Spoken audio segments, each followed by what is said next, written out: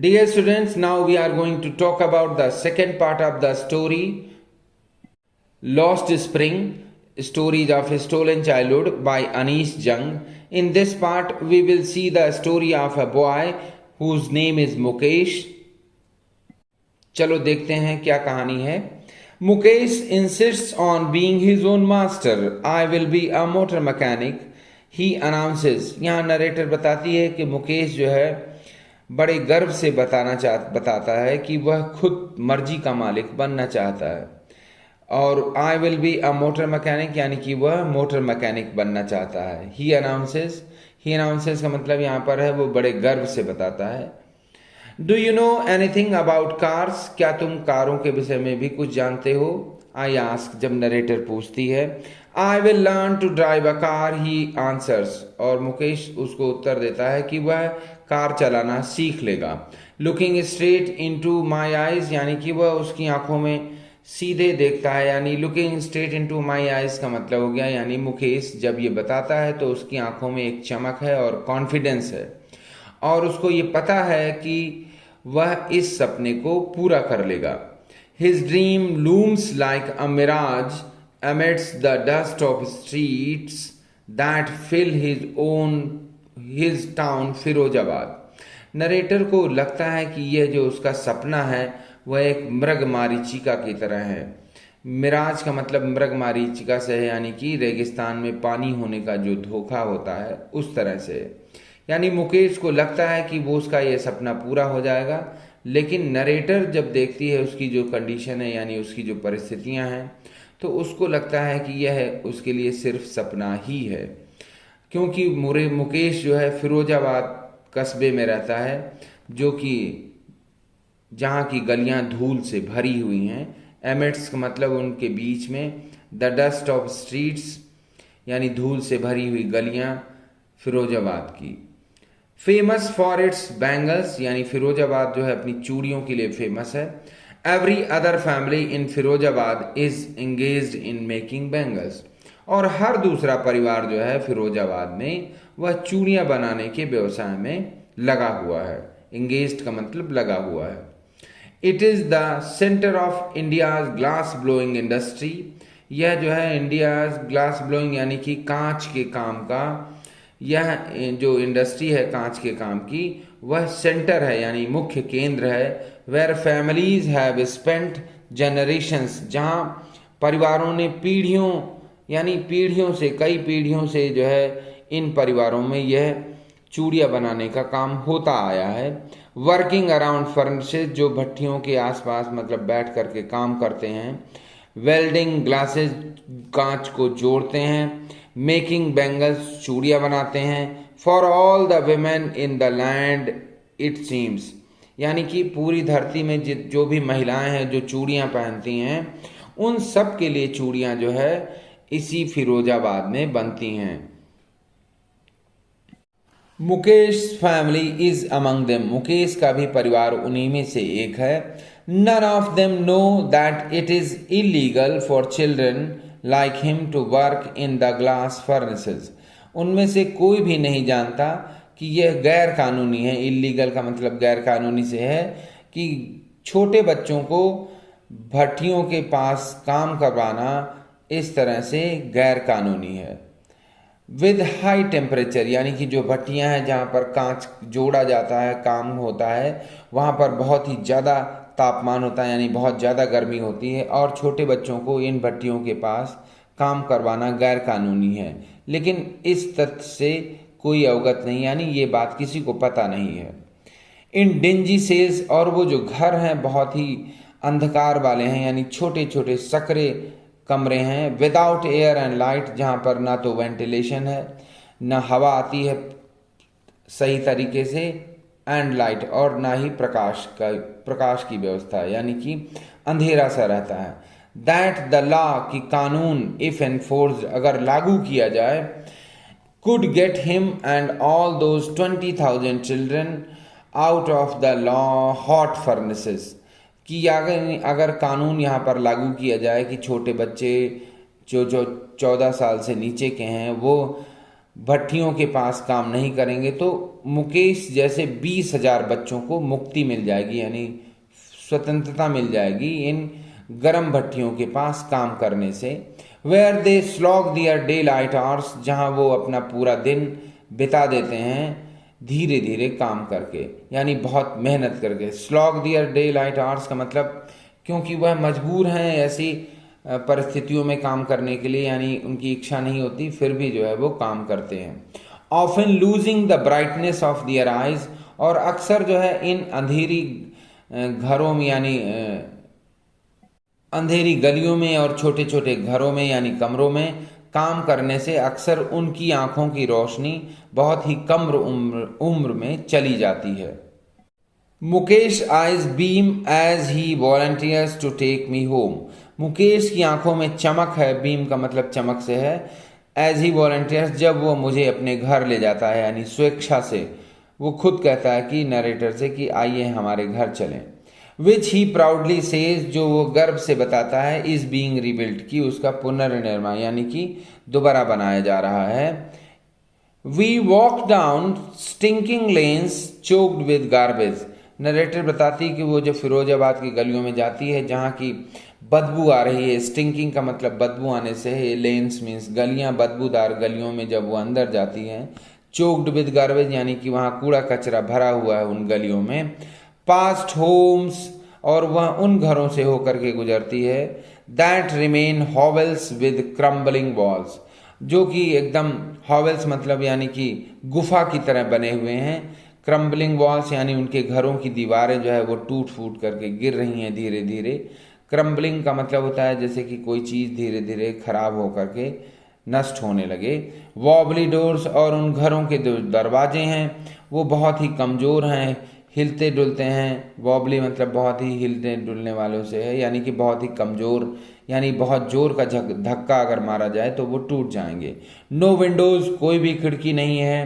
Crowded with families of humans and animals coexisting in a primeval state, यहाँ narrator बताती कि ये जो सकरी तंग गलियों के अंदर जो छोटे छोटे कमरे हैं वहाँ पर वो उनके परिवार रहते हैं और बहुत भीड़ होती है, यानी कि परिवारों के जो मतलब सदस्यों की संख्या है वो बहुत ही ज़्यादा होती है। Crowded with families of humans and animals को एग्जिस्टिंग का मतलब यानी उन छोटे छोटे घरों में मनुष्य तो रहते ही हैं, उनके साथ में जानवर भी रहते हैं। को existing in the prime wall state, और ऐसा लगता है कि वो आदि मानवों वाली युग में हैं, यानी जंगलों में रह रहे हैं जहाँ पर जानवर और मनुष्य साथ रहते थे गुफाओं में। प्राइम वॉल स्टेट का मतलब होता है जब मनुष्य जंगलों में रहता था गुफाओं में और जानवर भी वहीं साथ में रहते थे। He stops at the door of one such house, वो ऐसे ही घरों में से एक घर के सामने दरवाजे पर रुकता है। बैंग्स अ वॉबली आयरन डोर, और वो जोर से वो एक दरवाज़ा जो है लोहे का जो बना हुआ है बहुत ही कमज़ोर है, वो उसको धक्का देकर खोलता है। बैंग्स का मतलब धक्का दे करके खोलने से है। विद हिज फूट अपने पैरों से, अपने पैर से, एंड पुशेज इट ओपन, और धक्का देकर खोलता है। We enter a half built shack, हम एक आधी बनी हुई झोपड़ी के अंदर घुसते हैं यानी अंदर जाते हैं। In one part of it, उसके एक भाग में, थैच्ड विद डेड ग्रास, जो कि छप्पर से ढकी हुई, यानी वहाँ पर छप्पर, थैच्ड का मतलब विद डेड ग्रास यानी घास का जो छप्पर है उसी से कवर है वो झोपड़ी। इज अ फायरवुड स्टोव, वहाँ पर एक फायरवुड स्टोव यानी कि चूल्हा जल रहा है।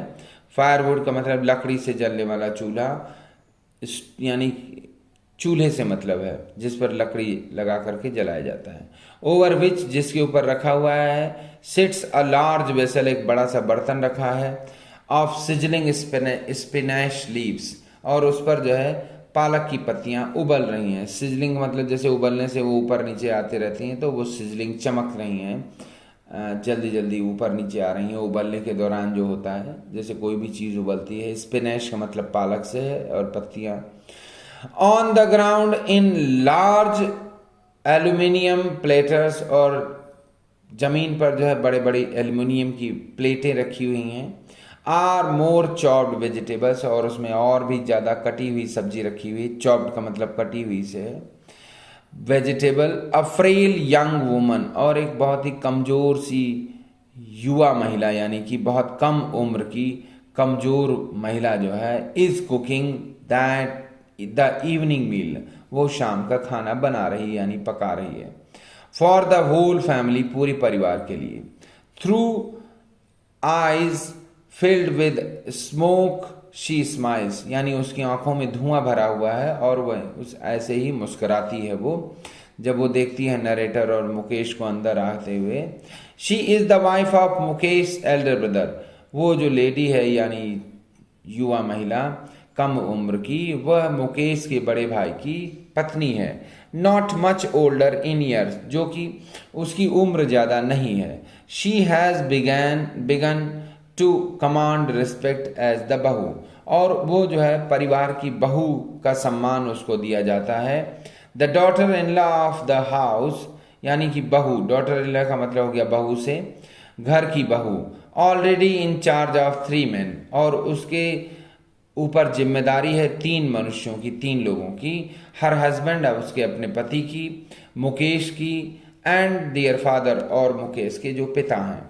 When the older man enters, और जब वो बूढ़ा आदमी अंदर आता है यानी मुकेश के पिता, she gently withdraws behind the broken wall, तो वो धीरे से जो है टूटी हुई दीवार के पीछे चली जाती है। and brings her veil closer to her face, और वो घूंघट कर लेती है, यानी कि वो अपना चेहरा ढक लेती है। क्यों? एज कस्टम डिमांड्स, जैसे कि ये प्रथा है। Daughters in law must veil their faces, यानी बहुओं को अपना चेहरा ढक लेना है। बिफोर मेल एल्डर्स, जब बड़े आए, यानी जो बड़े आए जैसे ससुर हो गए या जेठ हो गए, तो बहुओं को अपना चेहरा ढक लेना है।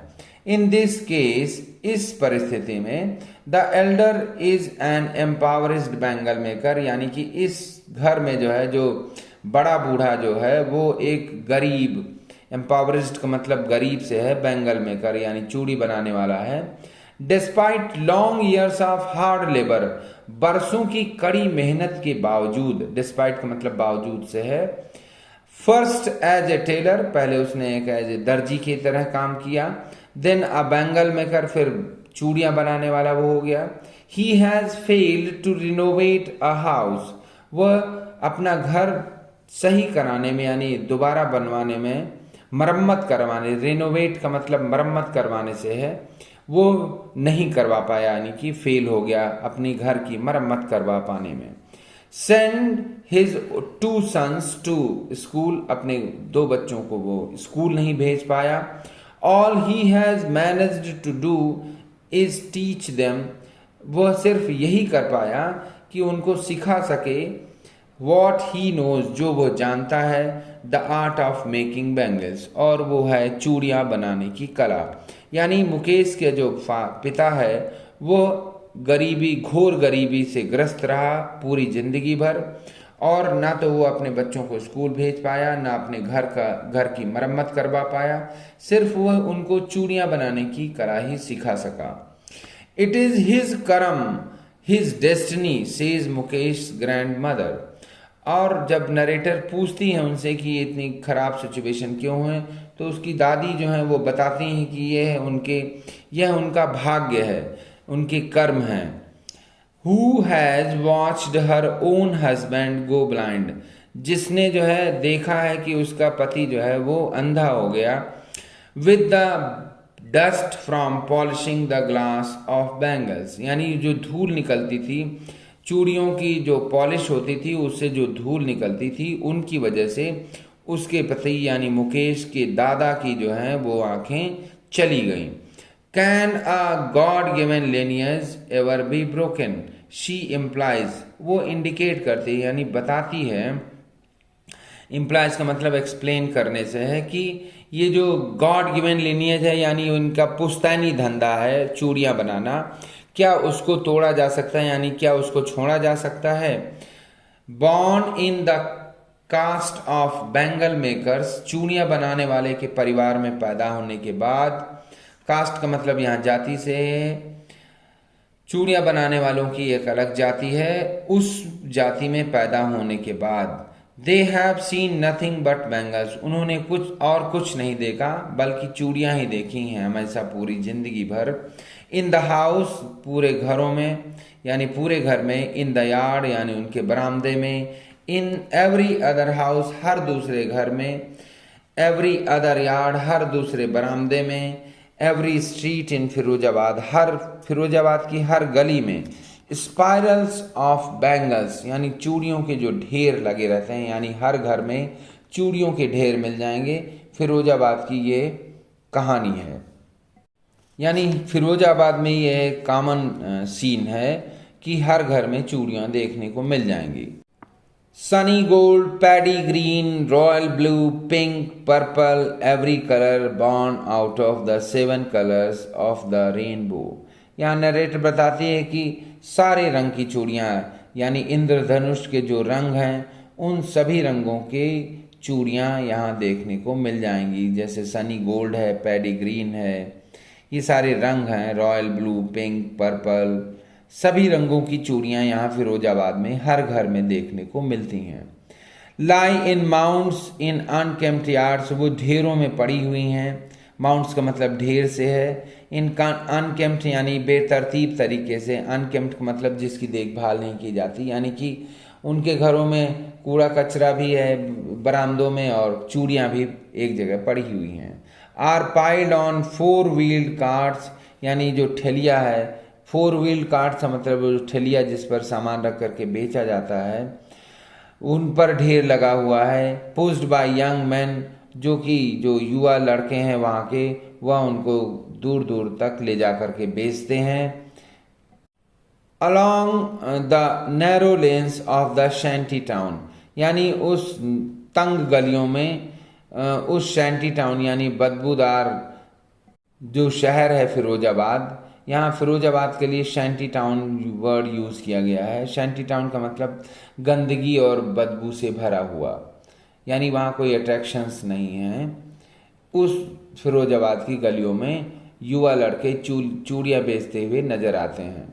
एंड इन डार्क हटमेंट्स, और अंधेरी झोपड़ियों में जो है, next two lines of flames of flickering oil lamps, यानी उन तंग झोपड़ियों में जो है, डार्क हटमेंट्स का मतलब अंधेरी झोपड़ियों से है, उन घरों में जो है दिए जल रहे हैं। फ्लिकरिंग ऑयल लैम्प्स यानी दिए जल रहे हैं तेल के। उनकी लौ में जो है, फ्लेम्स का मतलब लौ से जो दिए जल रहे हैं। सिट बॉयज एंड गर्ल्स, लड़के और लड़कियां बैठे हुए हैं उसके चारों तरफ। With their fathers and mothers, उनके माँ बाप भी हैं। Welding pieces of coloured glass, और वो जो है जो रंगीन कांच है यानी चूड़ियाँ हैं उसको जोड़ रहे हैं। इनटू सर्कल्स ऑफ बैंगल्स, यानी कि चूड़ियाँ बना रहे हैं गोल चूड़ियों के, उसमें वो उनको एक आकार दे रहे हैं चूड़ियों का, यानी जोड़ करके। Their eyes are more adjusted to the dark than to the light outside. उनकी आंखें जो हैं ज़्यादा अभ्यस्त हैं अंधेरे में काम करने की बजाय बाहर रोशनी में काम करने, क्योंकि वो पूरे जिंदगी भर यानी दिन भर अंधेरे में काम करते हैं, क्योंकि बाहर जो है दिए की लौ से जो है वो काम नहीं कर पाते हैं। तो यानी अंधेरे कमरों में उनको काम करना पड़ता है, इसलिए उनकी आंखें जो है अंधेरे में ज़्यादा देखने की ज़्यादा अभ्यस्त हैं। That is why they often end up losing their eyesight, और इसी वजह से अक्सर वो अपनी आंखों की रोशनी खो बैठते हैं। बिफोर दे बिकम एडल्ट्स, यानी बड़े होने से पहले, यानी बचपन में ही उनकी आंखों की रोशनी छिन जाती है, क्योंकि वो पूरी जिंदगी यानी पूरे समय जो है वो अंधेरे कमरों में ही काम करने के अभ्यस्त हो जाते हैं। Savita, a young girl in a drive pink dress, यहाँ नरेटर जो है एक लड़की के विषय में बताती है जिसका नाम सविता है। वो छोटी सी लड़की है, वो ड्राइव पिंक ड्रेस, ड्राइव का मतलब है डिस्कलर से, यानी पिंक ड्रेस पहनी हुई है। जिसका रंग उड़ गया है। Sits alongside an elderly woman, वो एक बूढ़ी महिला के यानी बड़ी महिला के बगल में बैठी हुई है। सोल्डरिंग पीसेज ऑफ ग्लास, वो भी चूड़ियाँ जोड़ रही है, यानी कांच के टुकड़ों को जोड़ रही है, चूड़ियाँ बना रही है। As her hands move mechanically यानी उसके हाथ जो है वो मशीन की तरह काम कर रहे हैं। Like the tongue of a machine, जैसे कि कोई मशीन है रोबोट जिसके हाथ जो है वो, टोंग का मतलब हाथों से है, उसके हाथ जो है एक रोबोटिक मशीन की तरह काम कर रहे हैं। I wonder if she knows the sanctity of the bangles, narrator को आश्चर्य होता है कि क्या उस सविता यानी उस लड़की को जो है इन चूड़ियों की पवित्रता यानी सैंक्टिटी का मतलब पवित्रता से है के विषय में पता है। शी हेल्प्स मेक, जिनको बनाने में वह मदद कर रही है। It symbolises an Indian woman's suhag, क्योंकि चूड़ियां जो है एक भारतीय महिला का सुहाग का प्रतीक हैं। ऑस्पिशियसनेस का मतलब शुभ से है, शुभ्रता का प्रतीक है। इन मैरिजेज यानी शादियों में जो है शुभ संकेत की निशानी है ये चूड़ियाँ। It will dawn on her suddenly, अचानक उसको यह बात पता चलेगी। डॉन ऑन का डॉन में से अर्ली मॉर्निंग होता है, यानी सूरज जब सूरज उगता है, यानी कि यहाँ पर पता चलने से है, उसको ये पता चलेगा अचानक। वन डे, एक दिन, when her head is draped with a red wheel, जब उसकी मांग में सिंदूर भरा जाएगा। When her head is draped, यानी ड्रेप्ड का मतलब भरने से है, कवर करने से है। रेड व्हील यानी लाल सिंदूर। Her hands dyed red with henna, यानी उसके हाथों में जब मेहंदी लग जाएगी। And red bangles rolled on to her wrists, और लाल चूड़ियाँ जो हैं उसकी कलाइयों में पहनाई जाएंगी। She will then become a bride, तब वह एक दुल्हन हो जाएगी। Like the old woman beside her, उस बूढ़ी महिला की तरह जो उसके बगल में बैठी हुई है। Who became one many years ago, जो कि बहुत साल पहले वह बूढ़ी महिला भी दुल्हन बनी थी। She still has bangles on her wrist, अभी भी उसकी कलाइयों में चूड़ियां हैं। But no light in her eyes, लेकिन उसकी आंखों में रोशनी नहीं है, यानी वो अंधी हो गई है। एक वक्त शेर भर खाना भी नहीं खाया, यानी वो महिला बताती है, शी सेज, कि एक वक्त यानी पूरे पेट किसी भी दिन जो है उसको भरपेट खाना नहीं मिला। In a voice drained of joy, यानी उसकी आवाज़ में ऐसा लगता है जब वो बताती है कि खुशी छिन गई है, यानी कोई उत्साह नहीं है, कोई उमंग नहीं है। ड्रेन्ड ऑफ जॉय का मतलब बिना उत्साह के, नीरस, बहुत ही उदास है वो जब वो ये बताती है, दुखी है। She has not enjoyed even one full meal in her entire lifetime, यहाँ नरेट बताती है कि पूरी जिंदगी में उसने कभी भी एक वक्त पूरा भरपेट खाना नहीं मिला, उसको नहीं खाया। दैट्स वॉट शी हैज़ रीप्ड, बस उसको यही जो है उसकी यही कमाई है। रीप्ड का मतलब कमाई से है यहाँ पर, यानी यही फसल। रीप का मतलब फसल काटने से होता है, यानी कि जो भी उसको मिला है पूरी ज़िंदगी में वो यही है कि यानी कि पूरी ज़िंदगी वक्त पूरे भरपेट खाना नहीं मिला, पूरी ज़िंदगी कड़ी मेहनत के बाद उसकी आंखों की रोशनी भी चली गई। हर हस्बैंड, उसका जो पति है, यानी जो महिला सविता के बगल में बैठी है। And old man with a flowing beard, यानी उसका जो हस्बैंड है वो एक बूढ़ा आदमी है जिसकी दाढ़ी लहरा रही है। फ्लोइंग बेयर्ड का मतलब यानी बड़ी सी दाढ़ी है उसके। Says I know nothing accept bangles, वो बताता है कि मुझे चूड़ियाँ बनाने के अलावा और कुछ नहीं आता। All I have done is make a house for the family to live in, वो बताता है कि मैं सिर्फ इतना ही कर पाया हूँ कि परिवार के लिए एक घर बना लिया है, टूटा फूटा जो भी है, बस उसके अलावा उसकी और कोई उपलब्धि नहीं है। Hearing him, one wonders if he has achieved what many have failed in their lifetime. उसकी बातों से यानी उसकी बातों को सुन करके ऐसा लगता है, यानी आश्चर्य होता है कि उसने कुछ ऐसा अचीव किया है, यानी प्राप्त किया है कि यानी घर बना लिया है, या और ये जो उपलब्धि है बहुत सारे लोगों को ये भी नहीं हो पाई। यानी बहुत सारे लोग ऐसे हैं कि उन्होंने पूरी ज़िंदगी काम किया लेकिन फिर भी वो घर नहीं बना पाए। He has a roof over his head, यानी उसके सर पर एक छत है। The cry of not having money to do anything except carry on the business of making bangles, not even enough to eat rings in every home.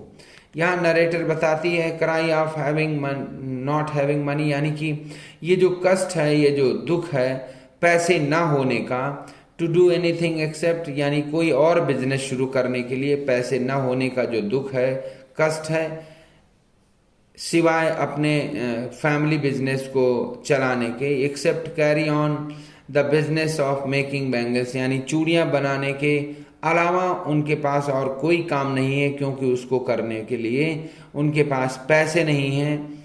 ये जो दर्द है ये हर घर की कहानी है। Not even dough to eat, यानी यद्यपि वो दिन भर रात भर काम करते हैं, कड़ी मेहनत करते हैं, उसके बावजूद उनको भरपेट खाना नहीं मिलता है।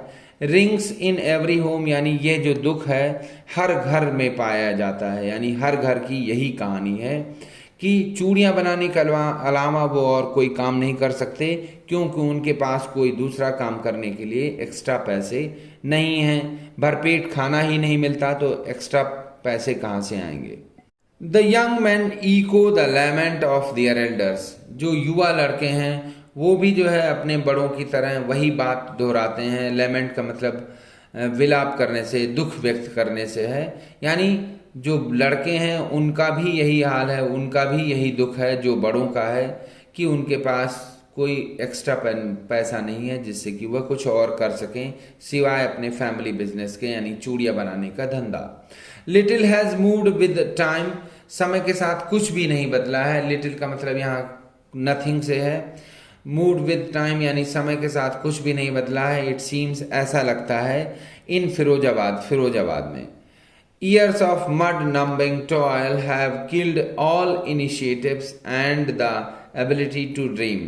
बरसों की कड़ी मेहनत के बाद माइंड नंबिंग टॉयल यानी दिल दहला देने वाली, दिमाग को एकदम परेशान कर देने वाली मेहनत के बावजूद उनको जो है कुछ नहीं मिला, और इसकी वजह से जो है कुछ भी नया करने की जो चाहत है वो मर गई है, यानी ख़त्म हो गई है। And the ability to dream, और वो सपना भी नहीं देखते, अब वह सोचते भी नहीं है कि कुछ नया काम वो शुरू करें, क्योंकि बरसों की कड़ी मेहनत के बावजूद जब उनको भरपेट खाना नहीं मिल पा रहा है तो नया काम शुरू करने की जो इच्छा है वो भी मर गई है, और कुछ बेहतर करने का जो सपना है वो भी अब उनके पास नहीं रहा।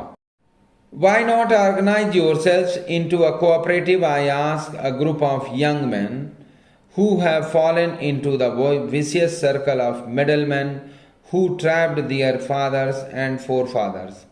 वो जो है यानी नरेटर यहाँ पर बताती है कि जब वो उन युवा लड़कों से पूछती है कि आप अपना एक संगठन क्यों नहीं बना लेते, यानी कोऑपरेट क्यों नहीं करते एक दूसरे से, यानी संगठित होकर क्यों नहीं काम करते, जो कि ये बताती है नरेटर कि हु हैव फॉलन, यानी वो जो युवा लड़के हैं वो फंस गए हैं। Fallen into vicious circle of middleman, जो बिचौलिए हैं उनके जाल में फंस गए हैं। यानी विशियस सर्कल का मतलब ऐसा जाल जिससे वो बाहर नहीं आ सकते। Who trapped their fathers and forefathers, यानी इन बिचौलियों ने जो है, मिडिल मैन ने जो है उनके पिता, यानी उनके पिता और उनके फोर फादर यानी उनके बड़ों को भी जो है अपने जाल में जकड़ रखा था। यानी कि उनकी कड़ी मेहनत का पैसा जो है ये बिचौलिए नहीं देते थे। Even if we get organised we are the ones who will be hauled up by the police. तो उनमें से एक बताता है कि अगर हम ऑर्गेनाइज भी हो जाएं, अगर हम अपना संगठन भी बना लें, we are ones who will be hauled up by the police। तो वो बताता है कि अगर हम संगठन बना लेंगे तो पुलिस जो है हमको अरेस्ट कर लेगी, यानी कि जेल में डाल देगी।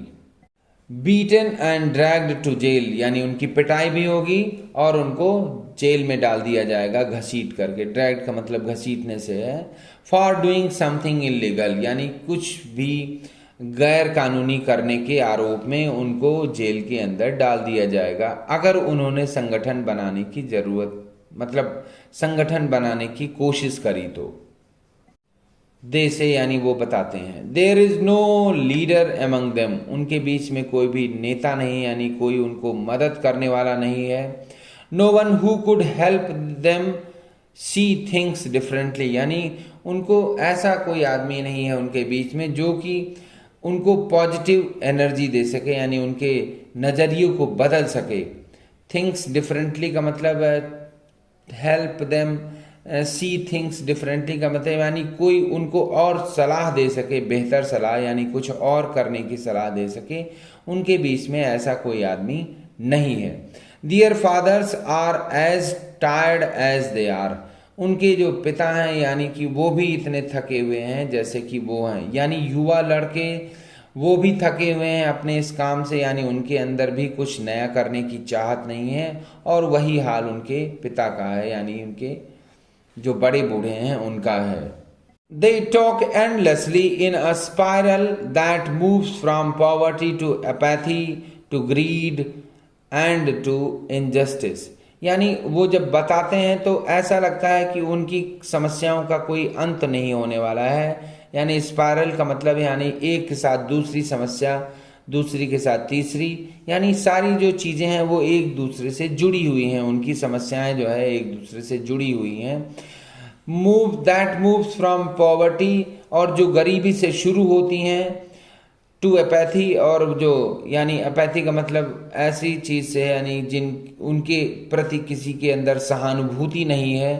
टू ग्रीड, और लालच है, यानी जो वो बनाते हैं यानी चूड़ियाँ बनाते हैं, लालची जो बिचौलिए हैं उनको उनकी मेहनत का पूरा मूल्य नहीं देते हैं। एंड टू इनजस्टिस, और उनकी इसके साथ ही उनके साथ बहुत ही अन्याय होता है, यानी कि जब वो संगठित होते हैं तो पुलिस उनको जेल में डाल देती है। यानी ये सारी समस्याएं एक दूसरे से जुड़ी हुई हैं, इसीलिए यहाँ पर नरेटर ने जो है स्पाइरल वर्ड यूज़ किया है। Listening to them I see two distinct word, उनकी बातों को सुन करके नरेटर को समझ में आता है कि दो तरह की दुनिया है। One of the family caught in a web of poverty, एक तरफ ऐसे परिवार हैं जो कि गरीबी के जाल में फंसे हुए हैं। वेब ऑफ पॉवर्टी का मतलब गरीबी के जाल से है, फंसे हुए हैं यानी उससे उबर नहीं पा रहे हैं। Burdened by the stigma of caste, और वो जो है कास्ट यानी जाति के बंधन से बंधे हुए हैं, दबे हुए। बर्डन का मतलब दबे हुए हैं, स्टिग्मा मतलब कलंक से, जाति के कलंक से दबे हुए हैं। इन विच दे आर बॉर्न, जिसमें वो पैदा होते हैं, यानी जाति जिस जाति में पैदा होते हैं उस जाति का जो बिजनेस है वो अलग है, व्यवसाय, और उनको वही करना है। यह एक बंधन है, सामाजिक बंधन है। The other a vicious circle of साहूकार, और जो दूसरी दुनिया है उसमें साहूकारों का संगठन है। विशियस सर्कल का मतलब ऐसा सर्कल यानी ऐसा जाल जो कभी खत्म नहीं होता है। द मिडिल मैन यानी बिचौलिए जो हैं। साहूकार का मतलब हो गया यहाँ पर जो ऐसे लोग जो मनी लैंडर्स, यानी जो उनको व्यवसाय शुरू करने के लिए पैसा देते हैं, कर्ज में हमेशा डूबे रहते हैं। और जो बिचौलिए हैं जो उनकी मेहनत का यानी जो वो चूड़ियाँ बनाते हैं उसका सही मूल्य नहीं देते। द पुलिसमैन, और उसके बाद पुलिसमैन के भी जाल में फंसे हुए हैं। अगर वो कुछ नया और बेहतर करने की कोशिश करते हैं तो पुलिस वाले उनको जेल में डाल देते हैं। द कीपर्स ऑफ लॉ, जो